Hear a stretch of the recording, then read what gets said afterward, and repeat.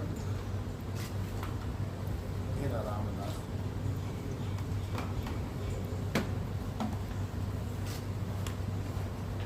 2016 நாங்கள் கூட்டணி இல்லாமல் தனியாக நின்றபோது எங்களை ஆட்சிப்பீடத்தில் ஏற்றினால் தமிழக மக்கள் ஒரு சொட்டு சாராயம் இல்லாமல் செய்வோம். அதற்கான முதல் கையெழுத்தை போடுவதற்கு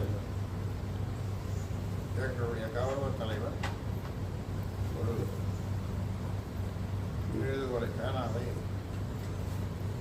முதலமைச்சர் வேட்பாளராக அப்பொழுது முன்னிறுத்தப்பட்ட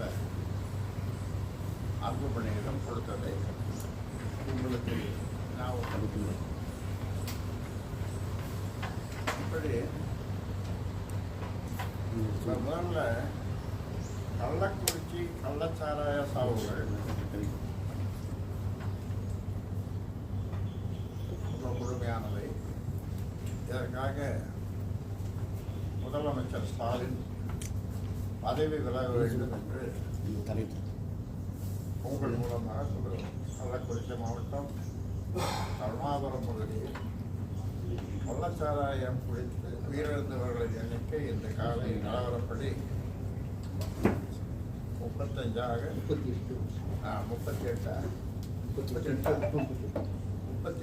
உயர்ந்திருக்கிறது.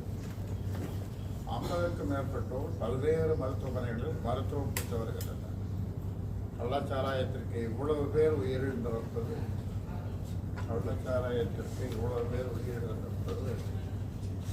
அதிர்ச்சி அளிக்கிறது. கள்ளச்சாராயத்தை கட்டுப்படுத்துவதில் தமிழக அரசும் காவல்துறையும் முற்றிலுமாக செயலிழந்து விட்டன என்பதையே இது காட்டுகிறது. முற்றிலுமாக செயலிழந்து விட்டன என்பதையே இது காட்டுகிறது. கடந்த ஆண்டு மே மாதத்தில்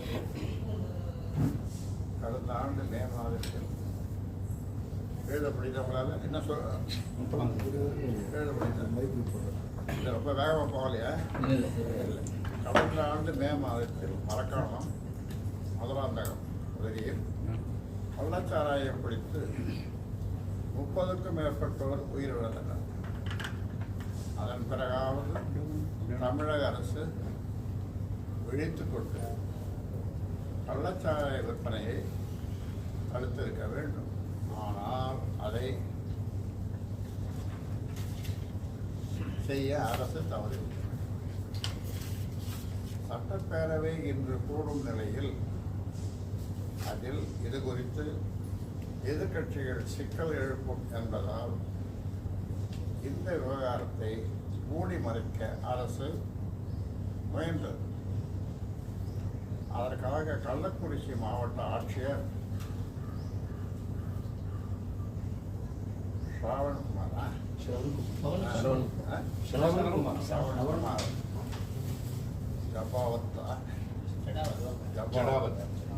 உயிரிழந்தவர்கள் கள்ளச்சாராயம் பிடிக்கவில்லை என்பது உள்ளிட்ட பல கட்டுக்கதைகளை கூறினார். ஒரு கட்டத்தில் உயிரிழப்புகளின் எண்ணிக்கை உயர்ந்த பிறகுதான் தமிழக அரசு உண்மையை ஒப்புக்கொண்டு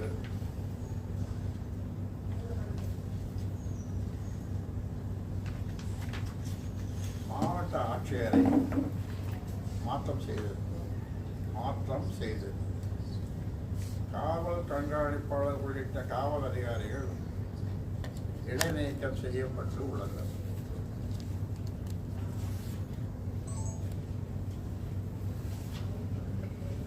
அடுத்தது ஒரு அதிர்ச்சி அளிக்கும் செய்தி என்னன்னா, இரண்டாவது, கள்ளச்சாராய வணிகத்தை தடுக்க தவறிய காவல்துறையினர் மீது மேற்கொள்ளப்பட்டுள்ள நடவடிக்கை சரியானதுதான். ஆனால் இது போதுமானதல்ல. கல்வராயன் மலையில் புகழ்பெற்ற கல்வராயன் மலையில் 24 மணி நேரமும் கள்ளச்சாராயம் காய்ச்சப்படுகிறது. அதற்கு காரணமானவர்களை காவல்துறையினர் கைது செய்தாலும் கூட கள்ளக்குறிச்சி மாவட்டத்தின் பொறுப்பு அமைச்சராக உள்ள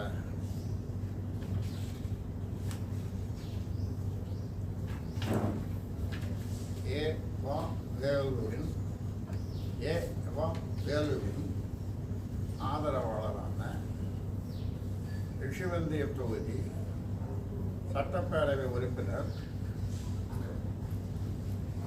வசந்தம் கார்த்திகேயன் உள்ளிட்டோர் தலையிட்டு அவர்களை விடுதலை செய்ய வைக்கின்றனர்.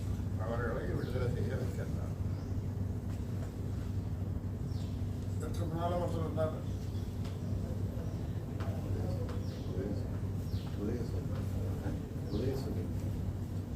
கள்ளக்குறிச்சி மாவட்டத்தில் கள்ளச்சாராயம் விற்பனை செய்பவர்களுக்கு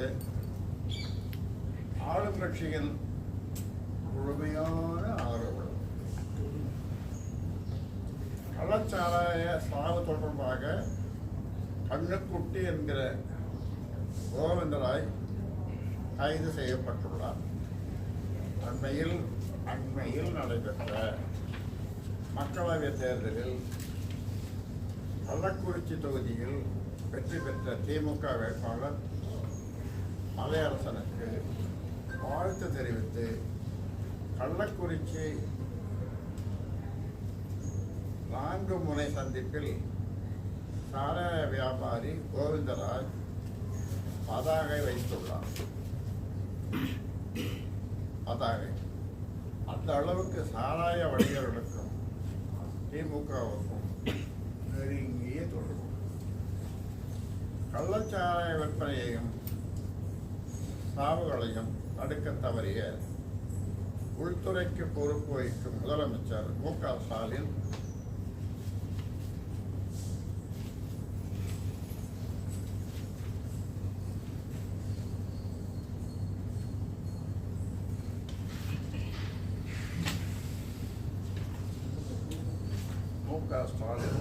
மதுவிலக்குத்துறை அமைச்சர் முத்துசாமி, மாவட்ட பொறுப்பு அமைச்சர் வேலு ஆகியோர் இந்த சாவுகளுக்கு பொறுப்பேற்று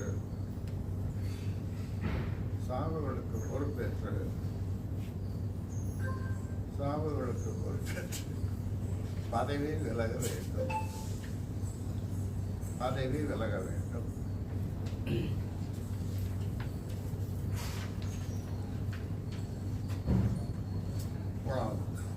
தமிழ்நாட்டில் முழு மதுவிலக்கு தேவை.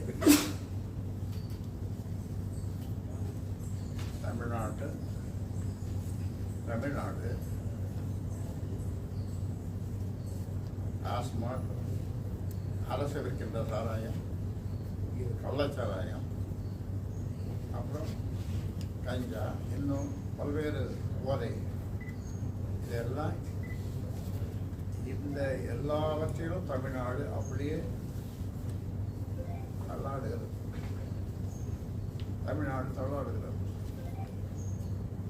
மக்கள் மடிகின்றனர் அல்லது மதுவுக்கு அடிமையாகி குடும்பங்கள் சீரழிகிறது.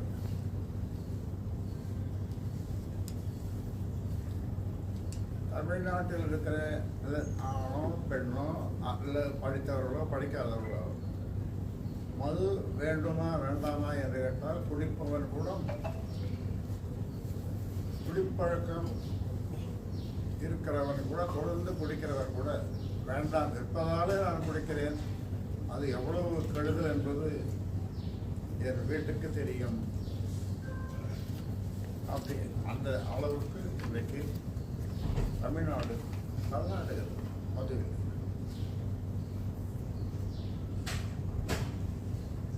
அதனால் தமிழ்நாட்டில் முழு மதுவிலக்கு தேவை. கள்ளச்சாராயம் மட்டுமல்ல, அரசால் விற்கப்படும் டாஸ்மாக் மதுவை குடித்தும் பலர் இறப்பதாக செய்திகள் வந்து கொண்டிருக்கின்றன. இன்றைய நிலையில் தமிழகம் முழுவதும் உள்ள மக்களின் எதிர்பார்ப்பு முழு மதுவிலக்கு என்பதாகவே இருக்கிறது. அதை அதை உணர்ந்து உடனே முழு மதுவிலக்கை நடைமுறைப்படுத்த தமிழக அரசு நடவடிக்கை மேற்கொள்ள வேண்டும். இந்த கூட்டத்தொடரிலேயே அதை அறிவிக்க வேண்டும்.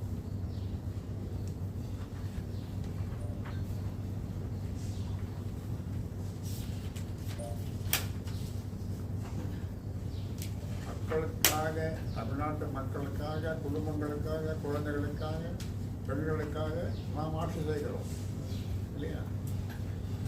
எவ்வளவு பெரிய தீமை இது.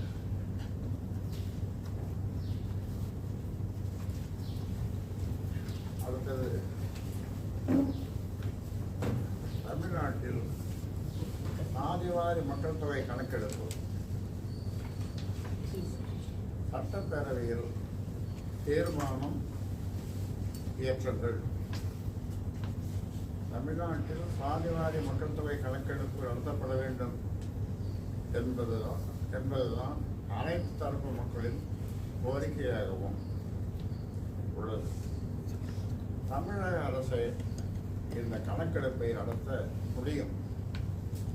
இதை நானே முதலமைச்சர் அவர்களை கோட்டையில் சந்தித்து வலியுறுத்தினேன். ஆனால் தமிழக முதலமைச்சரோ என்ன சொல்றார்? மத்திய அரசு தான் சாதிவாரி மக்கள் தொகை கணக்கெடுப்பை நடத்த வேண்டும் என்று மீண்டும் மீண்டும் மீண்டும் மீண்டும் கூறி வருகிறார். தேசிய அளவிலோ அல்லது மாநில அளவிலோ சாதிவாரி கணக்கெடுப்பு நடத்தப்பட வேண்டும் என்பதுதான் பாமக நிலைப்பாடு. தேசிய அளவில் மாநில யாராவது சொல்லுங்க. மத்தியில் பிரதமர் நரேந்திர மோடி தலைமையிலான அரசு 3வது முறையாக பதவியேற்ற பிறகு சாதிவாரி கணக்கெடுப்புக்கு ஆதரவான சூழல் ஏற்பட்டுள்ளது. எனவே மத்திய அரசுக்கு அழுத்தம் கொடுக்கும் வகையில்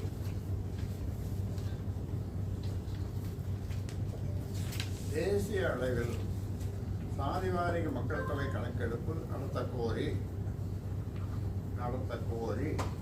இன்று தொடங்கியுள்ள தமிழக சட்டப்பேரவை கூட்டத்தில் தீர்மானம் இயற்ற வேண்டும்.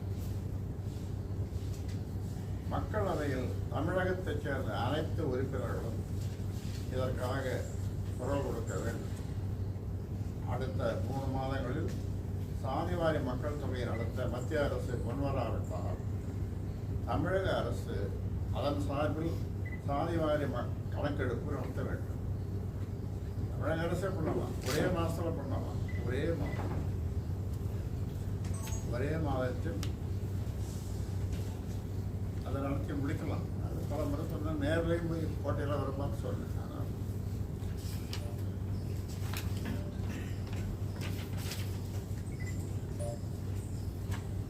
அடுத்தது, மகளிர் உரிமை தொகையை நிறுத்தக்கூடாது.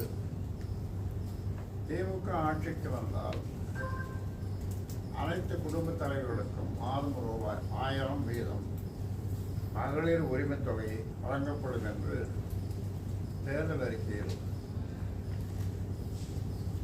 வாக்குறுதி அளிக்கப்பட்டது.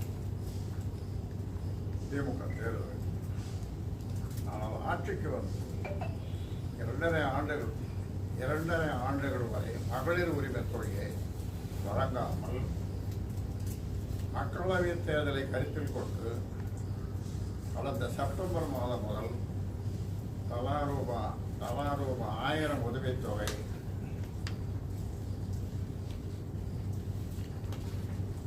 வழங்கப்பட்டு வருகிறது. இதுவரை 10 மாதங்கள் கூட முழுமையாக உரிமை தொகை வழங்கப்படாத நிலையில் அதை படிப்படியாக அரசு நிறுத்தப் போவதாக கூறப்படுகிறது. உங்களுக்கு ஏதாவது செய்ய தெரியுமா? மகளிர் உரிமை திட்ட பயனாளிகளின் பொருளாதார நிலைமையை ஒவ்வொரு மாதமும் ஆய்வு செய்ய வேண்டும். அதில் ஏதேனும் முன்னேற்றம் இருந்தால் அவர்களுக்கு வழங்கப்படும் உரிமை தொகையை ரத்து செய்ய வேண்டும் என அதிகாரிகளுக்கு அரசு ஆணையிட்டுள்ளதாக தெரிகிறது. எவ்வளோ பெரிய கூத்து இது. ஒவ்வொரு மாதமும் அவர் வீட்டில் போய் எவ்வளோ முன்னேற்றம், அவர் வீட்டில் போய் எவ்வளோ முன்னேற்றம், அவர் வீட்டில் போய் எதுவும் இல்லாமல் அனைவருக்கும் உரிமை தொகையை வழங்க வேண்டும் என்பதுதான் பாட்டாளி மக்கள் கட்சியின் நிலைப்பாடு. அதற்கு மாறாக மகளிருக்கு வழங்கப்படும் 1000 உரிமை தொகை நிறுத்தப்பட்டால் அதை கண்டித்து மாபெரும் போராட்டத்தை நடத்துவோம்.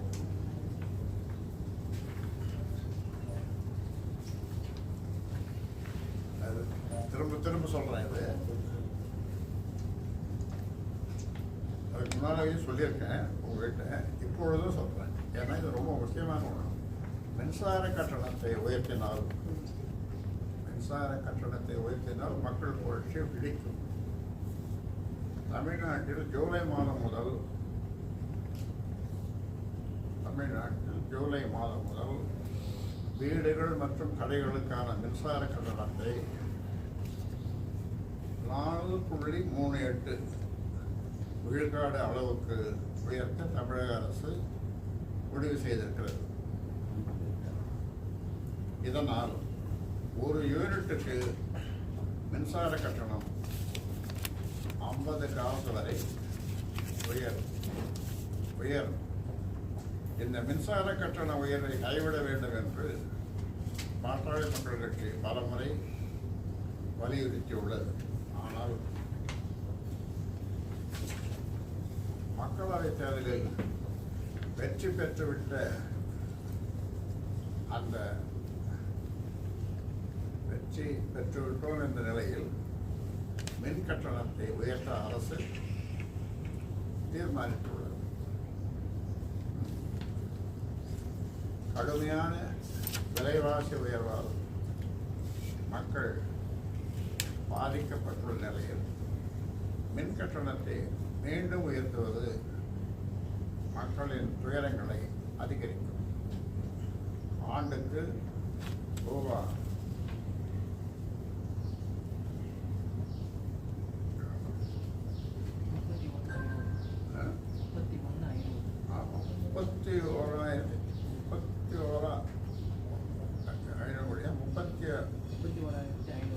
31,500 கோடி அளவுக்கு 2022ஆம் ஆண்டிலும் வணிக நிறுவனங்களுக்கு மட்டும் 2.18 விழுக்காடு அளவுக்கு கடந்த ஆண்டிலும் மின்சார கட்டணத்தை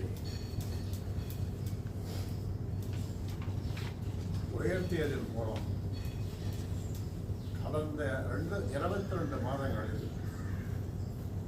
22 மாதங்களில் மட்டும் ரூபாய் 65,000 கோடி, அதாவது 65,000 கோடி கூடுதல் வருமானத்தை மின்சார வாரியம் ஈட்டியுள்ளது. அதுவும் போதாது என இனியும் மின்சார கட்டணத்தை அரசு உயர்த்தினால் மக்கள் புரட்சி வெடிப்பது உறுதி.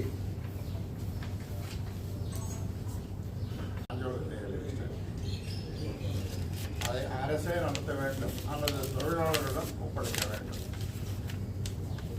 நெல்லை மாவட்டம் தேயிலை எஸ்டேட், மாஞ்சோலை தேயிலை எஸ்டேட்டை கடந்த 95 ஆண்டுகளாக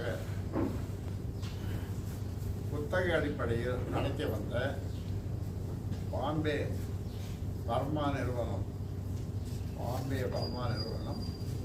இந்த ஆண்டு இறுதிக்குள் தேயிலை எஸ்டேட்டை மூடப்போவதாக அறிவித்துள்ளது. அங்கு பணியாற்றும் 562 தொழிலாளர்களுக்கு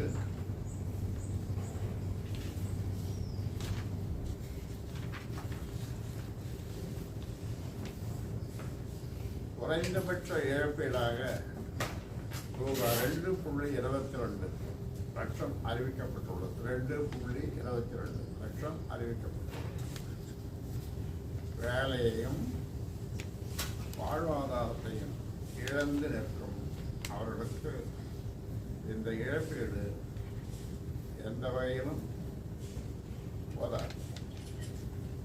தேயிலை தோட்டத்தில் அவர்கள் வாழ்ந்து வந்த வீடுகளையும் ஒப்படைக்கும்படி கூறியிருப்பதால் அந்த தொழிலாளர்கள் அடுத்து என்ன செய்வது என தெரியாமல் தவிக்கின்றனர். அவர்களுக்கான குறைந்தபட்ச இழப்பீட்டை ரூபாய் 10 லட்சமாக உயர்த்த வேண்டும். அது மட்டுமின்றி தேயிலை தோட்டத்தை தமிழக அரசு ஏற்று நடத்த வேண்டும். அது சாத்தியமில்லை என்றால் ஒவ்வொரு தொழிலாளருக்கும் தேயிலை தோட்டத்தில் 5 ஏக்கர் நிலம் வழங்க வேண்டும்.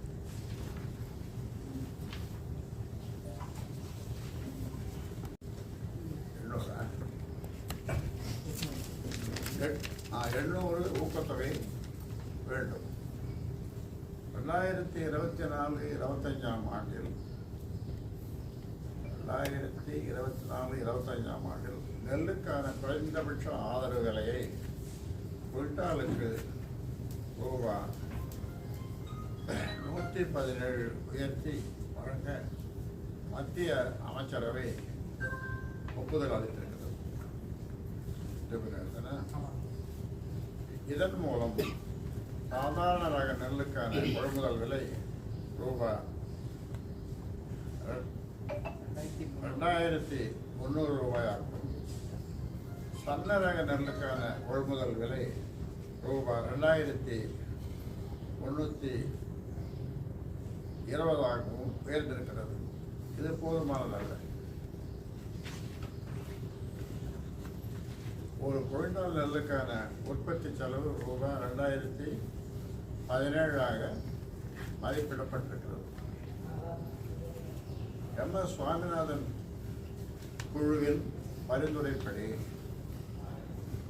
50 விழுக்காடு லாபமாக ரூபாய் 1009 சேர்த்து ஒரு குவிண்டாலுக்கான கொள்முதல் விலையாக ரூபாய் 3026 நிர்ணயிக்கப்பட்டிருந்தால் உழவர்கள் உழவர்களாவது மகிழ்ச்சி அடைந்திருப்பார்கள். ஆனால் வேளாண் விளைபொருள்களுக்கான உற்பத்தி செலவுகளை கணக்கிடுவதில் உள்ள குளறுபடிகள் காரணமாக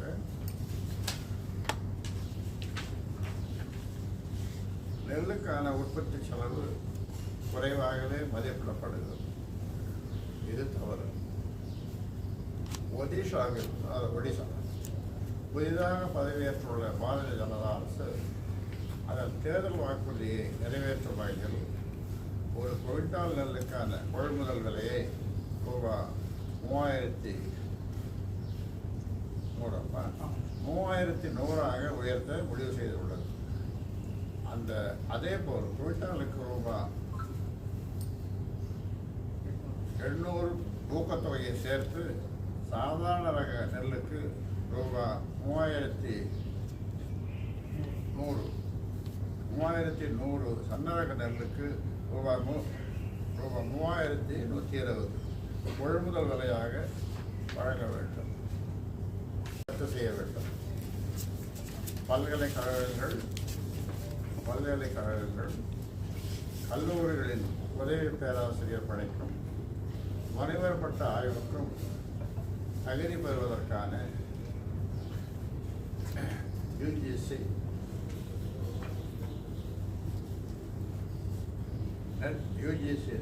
நெட் தேர்வு நேற்று முதல் நாள் செவ்வாய்க்கிழமை நடைபெற்றது. அதில் சில முறைகேடுகள் நடந்ததாக புகார்கள் எழுந்ததை அடுத்து உடனடியாக அத்தேர்வு ரத்து செய்யப்பட்டுள்ளது. அதேபோல் கடுமையான முறைகேடுகளால்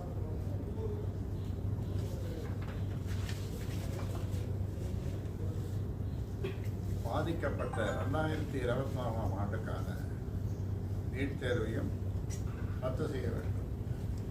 சமூக நீதிக்கான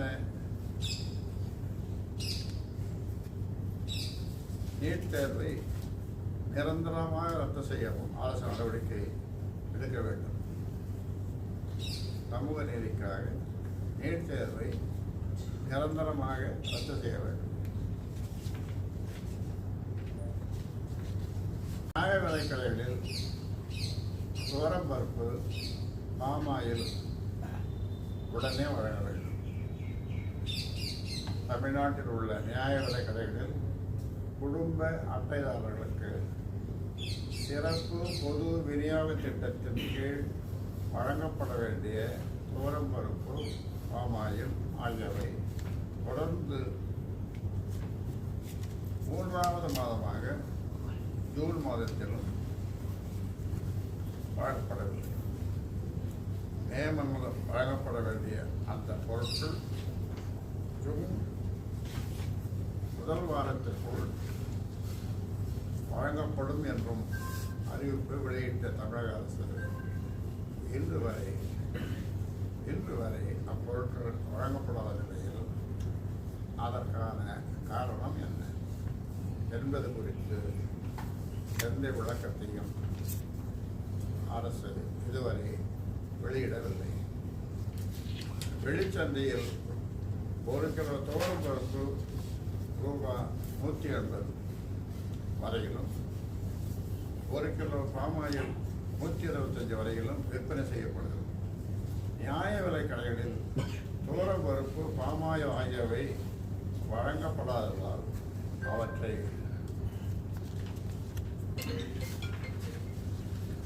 5 முதல் 6 மடங்கு வரை அதிக தொகை கொடுத்து வெளிச்சந்தையில் வாங்க வேண்டிய கட்டாயத்திற்கு மக்கள் தள்ளப்பட்டுள்ளனர்.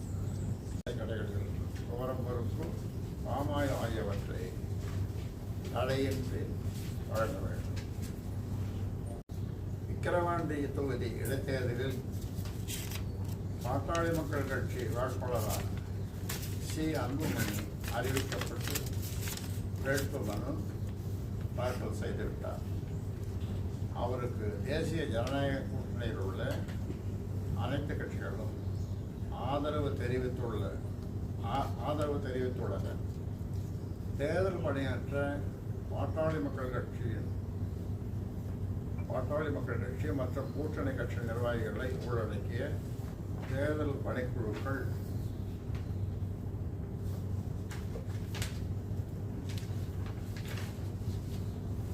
அமைக்கப்பட்டுள்ளன.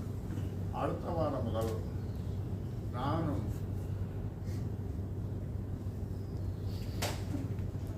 விக்கிரவாண்டி தொகுதியில் பரப்புரை மேற்கொள்ள இருக்கிறேன். கூட்டணி கட்சி தலைவர்களும் பாமக வேட்பாளரை ஆதரித்து பரப்புரை மேற்கொள்ள உள்ளனர். மக்களவைத் தேர்தலில் இருந்து விக்கிரவாண்டி சட்டப்பேரவை தேர்தல் மாறுபட்டது. மக்களவை தேர்தலில் இருந்து விக்கிரவாண்டி சட்டப்பேரவை தேர்தல் மாறுபட்டது. என்ன மாறுபட்டது?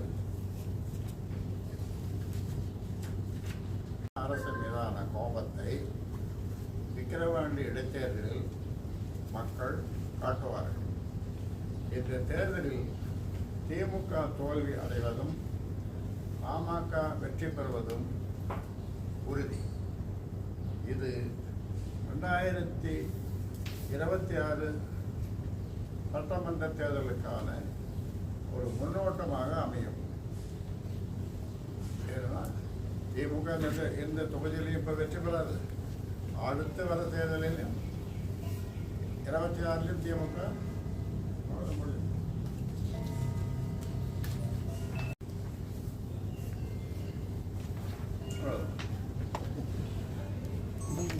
மரக்காணம் கலாச்சார விவகாரத்தில் பார்த்தீங்கன்னா அமைச்சர் செஞ்சி மஸ்தானோட பேர் இருந்தது. அப்பயும் அவர் மீது எந்த நடவடிக்கை எடுக்கல. இதே போல பார்த்தீங்கன்னா இப்போ கள்ளக்குறிச்சியில் நடக்கிறதுல வந்து தற்போது இருக்க நாடாளுமன்ற உறுப்பினர் அவர் பேரில் வந்து இந்த அவருக்கும் பங்கு இருக்குன்ற மாதிரி ஒரு குற்றச்சாட்டு இருக்கு. அவருக்கும் இந்த நடவடிக்கை நீங்கள் எப்படி பார்க்குறீங்க?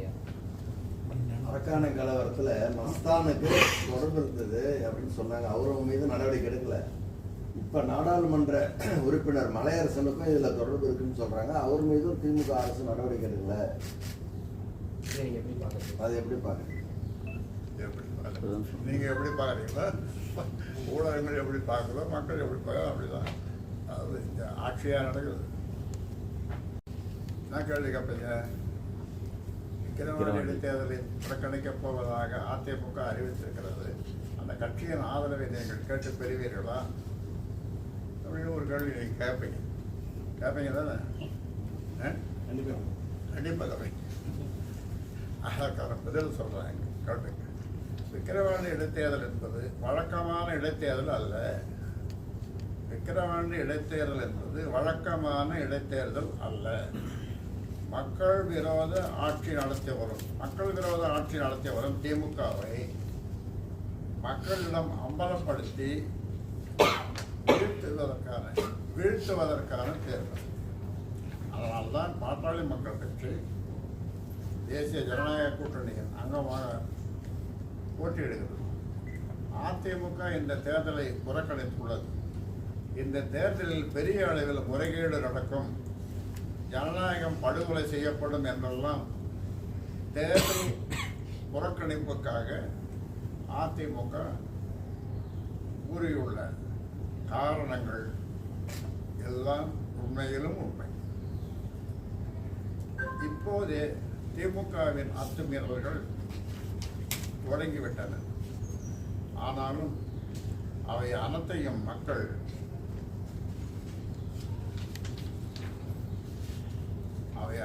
மக்கள் ஆதரவுடன் பாமக முறியடித்து விக்கிரவாண்டி இடைத்தேர்தலில் திமுக வீழ்த்தப்பட வேண்டும் என்பதுதான் அனைவரின் விருப்பமும்.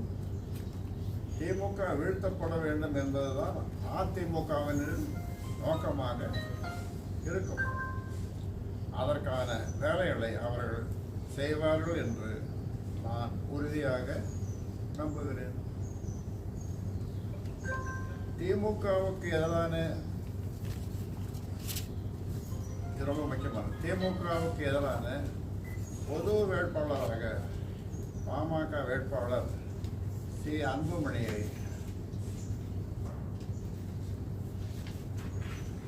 கருத வேண்டும். திமுகவை வீழ்த்த நினைக்கும் அனைவரும் பாமக வேட்பாளருக்கு வாக்களிக்கும்படி வேண்டுகிறேன்.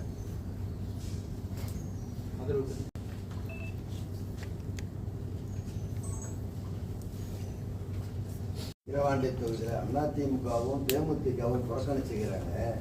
அந்த வாக்குகள் பாட்டாளி மக்கள் கட்சி கிடைக்குமான்னு கேட்கிறாரு.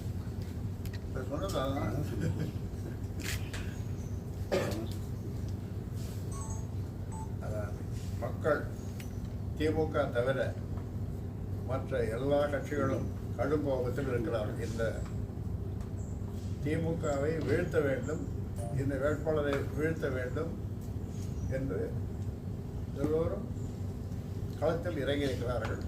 கடும் கோபத்தில் இருக்கிறார்கள் மக்கள். அதனால் பாட்டாளி மக்கள் கட்சியினுடைய வேட்பாளர் வெற்றி பெறுவது உறுதி.